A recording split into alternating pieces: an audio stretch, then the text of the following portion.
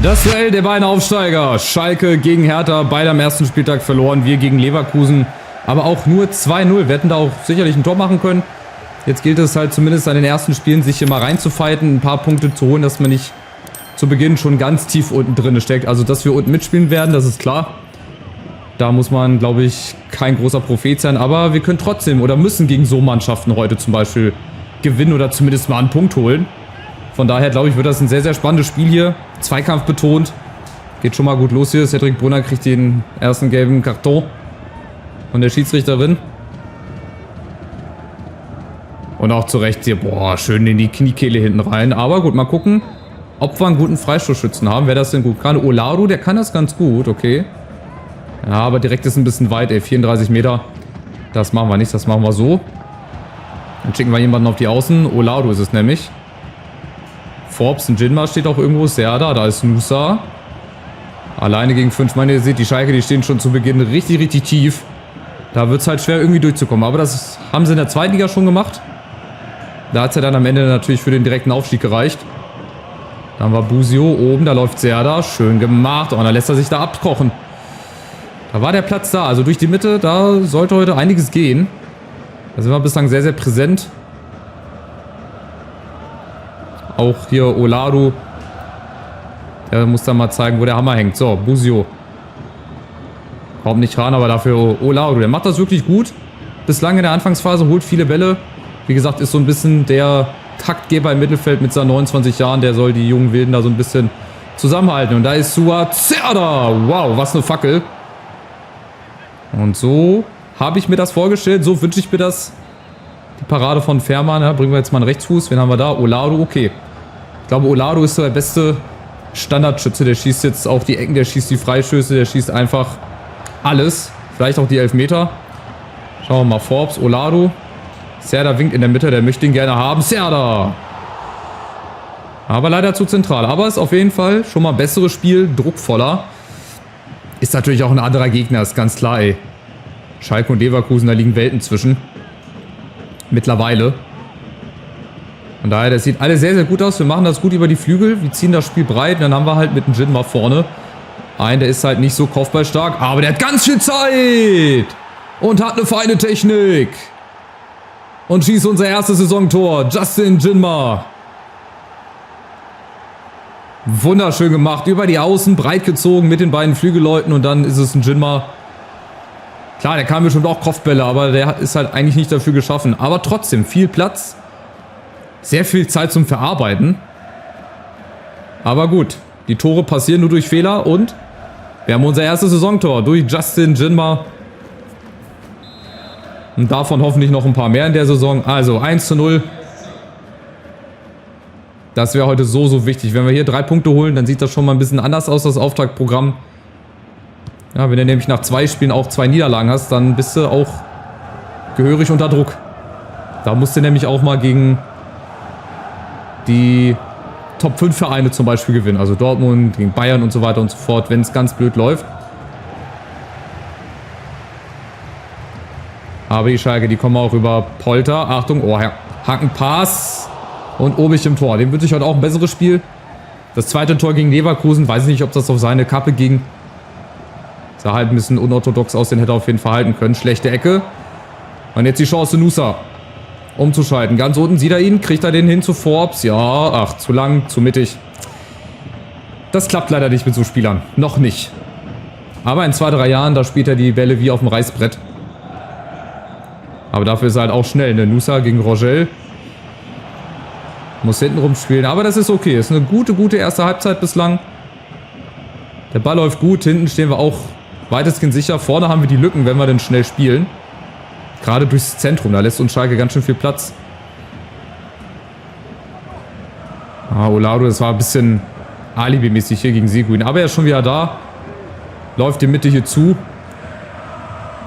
Und dann darf auch gerne mal so ein taktisches Foul machen. Es gibt ja nicht immer die gelbe Karte. Hoffe ich gleich.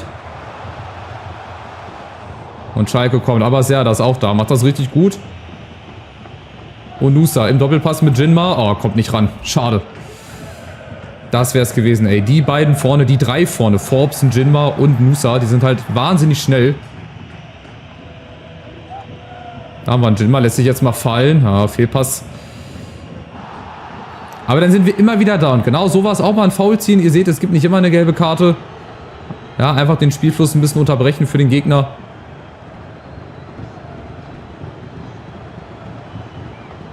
Aber trotzdem aufgepasst. Schalke kommt über Polter und wieder Obig. Also die Schalker, die sind auch da.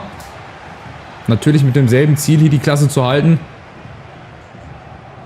Die dürfen auch gerne Spiele gewinnen, aber möglichst heute nicht und möglichst auch in der Rückrunde nicht gegen uns.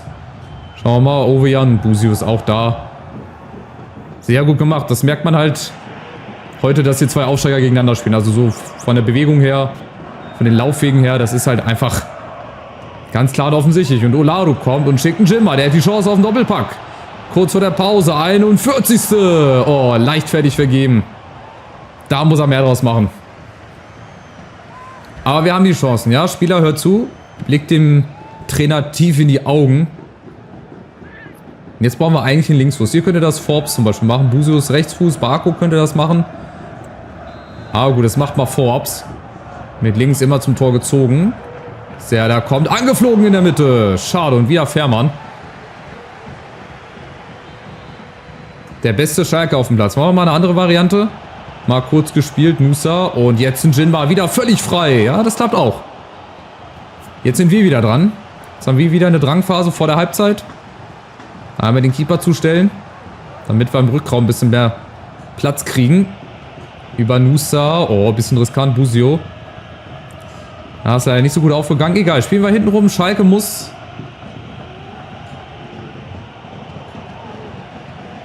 Aber wir müssen natürlich auch hinten aufpassen. Seguin jetzt nochmal gegen Kempf. Ja, viel zu einfach. Viel zu einfach. Aber wir sind da. Oh, eigentlich, der darf da nicht durchkommen. Und da ist Kanga, unser ehemaliger Spieler. Das wäre natürlich auch eine Geschichte, wenn er ausgerechnet gegen uns trifft. Ich hätte eigentlich auch so eine Klausel einbauen müssen, dass so Spieler nicht gegen uns spielen dürfen. Aber ist egal. Das schaffen wir auch so. Das Spiel sieht ganz gut aus. Mehr Ballbesitz, mehr Chancen. Ist natürlich auch immer die Überlegung in Jinma, obwohl der hier nur Stürmer spielen kann, dass man den mal auf den Flügel zieht. Der kann da auch spielen. Dann kannst du vorne mit Lasme spielen. Rese kannst du auch mal links rein tun. Aber ich lasse erstmal die Truppe so. Also ist ja ganz gut. Lässt sich gut spielen. Auch die Formation bislang 4-3-3 hat sich bislang sehr gut, als sehr gut herausgestellt. Aber gut, wir hatten bislang nur Leverkusen und Schalke. Das ist nach 2 Spielen noch nicht so richtig zu bewerten. So, aber wir machen weiter. Nusa. Den Rogel. Serda muss er mitnehmen. Da kommt er.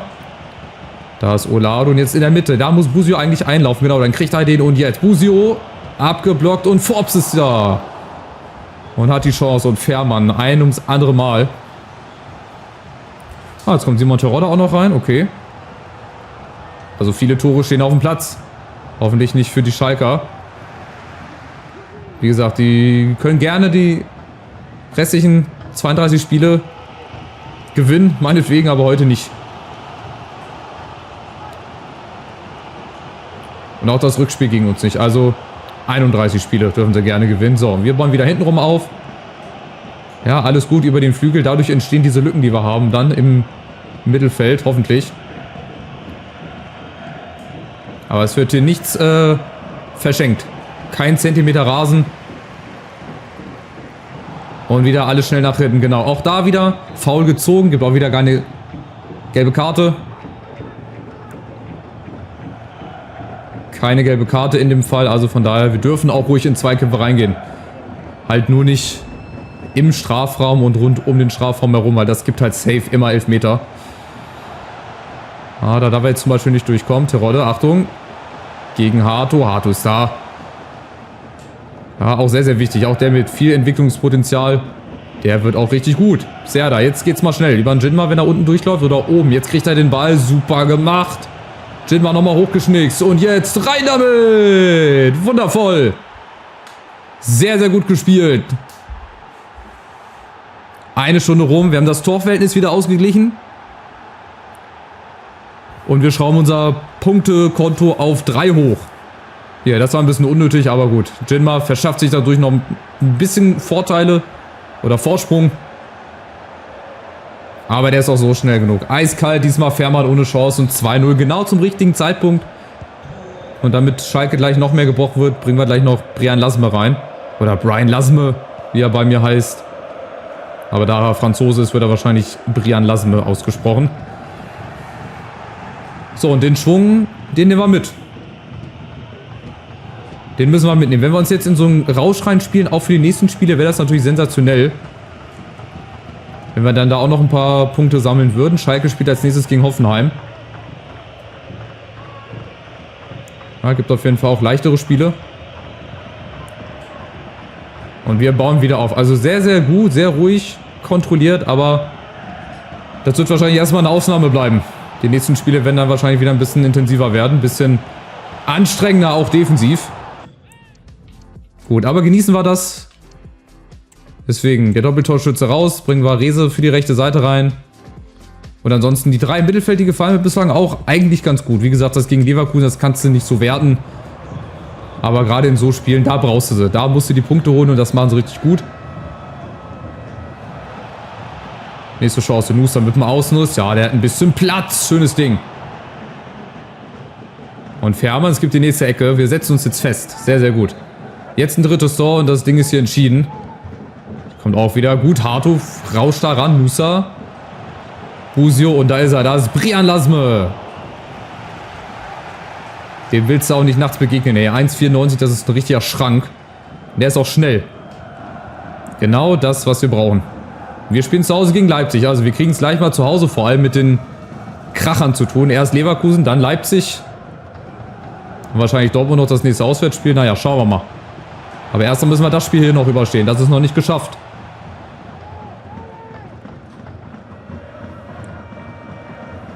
Roger, wenn wir jetzt hier den Ball verlieren, das sind so Situationen, genau, pressen. Dann können sie nur hinten rumspielen, aber auch nicht zu weit sich rauslocken lassen. Oh, das war natürlich gefährlich hier. Tempelmann, Flanke ins Nichts. Genau, das können sie machen, das ist okay. Obi spielt schon mal ein bisschen mit der Zeit. Dass wir hier möglichst den Sieg dann nach Hause fahren. Schalke natürlich, die riskieren jetzt. Da bleiben natürlich Lücken übrig. Für uns, schade. Oh, Hannover, 4-2 in Bremen, ey. Gut, die wollen halt auch ihren ersten Sieg, ne? Die gewinnen jetzt auch so, bis auf Schalke, vielleicht Dortmund. Die haben schon das erste Spiel verloren. Wenn die das noch verlieren, dann stehen Schalke und Dortmund unten drin. Nächste Chance zu kontern. Genau die Bälle auf Rehse gegen Kaminski. Der kommt nicht hinterher. Und jetzt müssen wir es ausspielen. Rehse. Und da ist er. Da ist Brian Lasme. Was macht er denn? Also, dass du da im alten Verein die Schadenwitz ist ja schön und gut. Aber so? Das war halt leichtfertig vergeben. Die müssen wir reinmachen. Zum Glück steht schon 2-0. Ist auch schon die 83. Aber das muss rein. Das Ding, das war eine 100%ige. Aber vielleicht kriegt er ja nochmal eine Chance. Rehse, wieder Lasme. Gegen Baumgartel. Komm, setzt seinen Körper richtig gut ein. Genau, nimmt ein bisschen Zeit von der Uhr. Das ist okay. So ein bisschen riskant, aber das wird, glaube ich, am Ergebnis nicht mehr viel verändern. Ich glaube, wir fahren unseren ersten Sieg ein. Und das auch verdient dann am Ende. Ab und an mal Glück gehabt, aber wir haben es sehr gut gespielt. Und jetzt mal gucken, wie das gegen Leipzig zu Hause wird. Ich befürchte ja leider die nächste Packung oder Niederlage. Packung haben wir ja noch nicht bekommen. Aber Leipzig ist halt immer schwer. Schon mit der Eintracht alleine, das ist schon schwer. Aber wenn dann mit der Hertha, aber mal gucken. Ich will das Spiel nicht schon vorher abchecken. Ich will nicht schon vorher die weiße Flagge hissen. Das ist überhaupt nicht mein Stil. So, aber wir haben nochmal die Chance zu kontern. Brian Lasme gegen Baumgartel. Ja, der überläuft den, der frisst ihn zum Frühstück. Und jetzt aber Brian Lasme. Lassen wir da nur die Ruhe. Den macht er dann eiskalt. Gegen seinen Ex-Club. Der absolute Vollbruch für die Schalker. 2 Spiele, 2 Niederlagen. Lasme, guckt euch das an. Da siehst du nur die Rauchschwaden. Das ist halt, ey, Speed kills. Das Sprichwort, der Spruch, der passt halt immer wieder, gerade im Fußball. Und da kommt Fährmann auch nicht hin. So ein bisschen die ärmste Sau heute auf dem Platz. Aber gut, soll uns egal sein. Wir gewinnen 3-0 auf Schalke. Wir kommen also von den Punkten her erstmal in der Bundesliga an. Das ist gut. Jetzt hoffe ich, dass wir gegen Leipzig da auch irgendwie nochmal nachlegen können. Aber Wir haben zumindest mal einen Sieg. Sehr, sehr cooles, sehr, sehr intensives Spiel. Verdient gewonnen. Hannover gewinnt in Bremen. Bayern gewinnt auch nur 2-1 gegen Augsburg. Die machen es also auch nochmal spannend. Jetzt haben wir hier den Deadline Day, aber ihr seht, mit 1 Million im Budget, da brauchst du auch nicht mehr irgendwie zuschlagen. Das heißt, den Deadline Day, den können wir überspringen. Ganz getrost. Wir haben das gemacht, was in unserer Macht steht. Malen verlässt die Bundesliga, oder? War das nur ein Gerücht? Ich glaube, das war nur ein Gerücht. Monatsbericht Jugendmannschaft. Da haben wir auch noch unsere 3 Leute hier. Klar, die werden auch Stück für Stück besser. Die müssen wir dann auch vielleicht mal hochziehen. Zumindest Fabien Petit, der kann Innenverteidiger und Linksverteidiger. Der ist auch 1,93. Und Ludovic Peltier ist nochmal einer fürs Mittelfeld. Wir beobachten die nochmal. Und dann ja, müssen wir die auch vielleicht notgedrungen einfach hochziehen. Aber es ist natürlich auch das geile Transferangebot für Hato. Oh, in Spanien läuft wohl noch das Transferfenster. Aber nee, ablehnen. Also Angebote für Spieler, die um einen Wechsel gebeten haben, können nicht geblockt werden. Gut, das verstehe ich natürlich auch, dass ein Jorel Hato nicht jetzt 5 Jahre lang bei der Hertha spielen will. Außer wir entwickeln uns selber zu einem Spitzenclub. Das ist dann natürlich nochmal was anderes. Aber gut, apropos Spitzenclub, leider ist es Rasenballsport. Leipzig, Nationalmannschaft, gut, haben wir 2, Nusa und unseren Dario Olaru. Und das ist hier immer noch standardmäßig nicht umgestellt. So, jetzt gucke ich gerade mal bei den anderen Formationen. Da ist es soweit. Ja, ist nur bei der Standardformation so. Egal. Wir gucken kurz auf die Tabelle. Nach 2 Spielen ist halt noch überhaupt nicht aussagekräftig. Vor allem, wenn Dortmund auf der 16 steht. Frankfurt ist auch unten. Die haben also auch nicht so einen guten Saisonstart erwischt. Schalke ist auch mit 3 Niederlagen unten. Augsburg auch. Und wir haben die Chance mit einem Sieg, 6 Punkte, uns oben festzusetzen. Ganz oben die Bayern, Gladbach. Vielleicht wird es auch eine langweilige Saison, wo die Bayern wieder alles holen werden. Naja, also, es geht weiter gegen Leipzig. Mal gucken, vielleicht können wir gegen den Liga-Primus oder gegen die Spitzentruppe mithalten. Ich bin sehr, sehr gespannt. Macht's gut, bis zum nächsten Spiel. Ciao, ciao.